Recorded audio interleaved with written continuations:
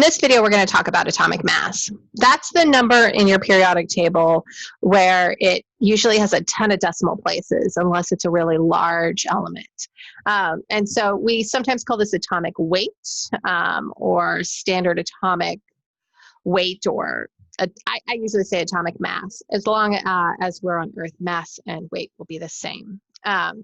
So what it is it's really just the average mass of all the common isotopes that compose an element, weighted according to their natural abundance.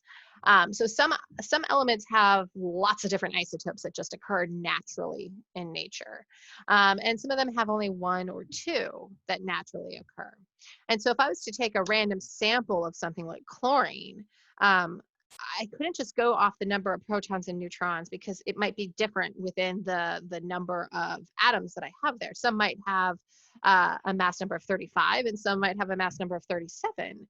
And so we take the percentage of how these occur, and we then do a weighted average, and then determine what that mass is. So if I took a scoop, I would know what the mass of those chlorine atoms would be. So if you haven't done weighted averages before, it's something to brush up on, but they're pretty straightforward. Basically, you're just taking the mass of one of the isotopes and multiplying it by the percentage that it is naturally occurring on planet Earth. And then adding that to the mass of the other isotope times its percentage of occurrence. So we can write this out in kind of a complicated way right here.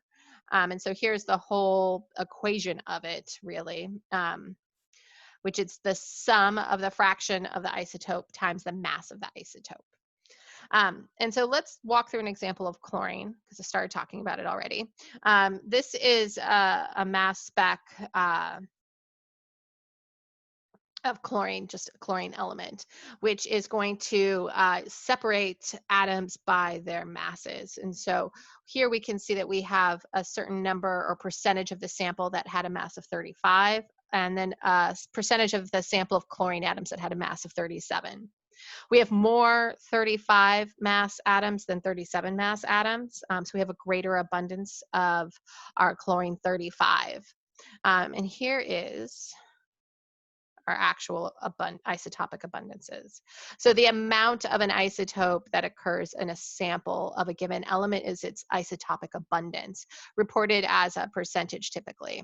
And since we really want to multiply this by the fraction, we're going to be using the decimal version of our percentage, or our percentage divided by 100. So for chlorine 35, its actual mass in atomic mass units is 34.97. And so the mass numbers are always rounded up. It's the number of protons and neutrons. But when we looked at our atomic structure, we noticed that the mass of a proton versus a neutron was slightly different. In atomic mass units, it's kind of in the decimals.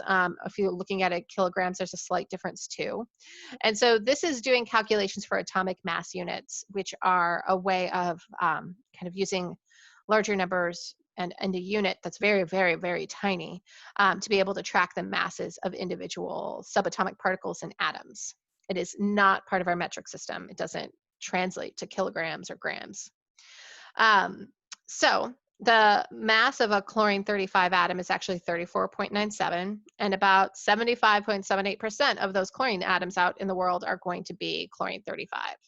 So to calculate the weighted average mass, or the atomic weight or atomic mass, what we would do is we would take that 34.97 and we would multiply it by that 0.7578, that abundance, because it's 26.5.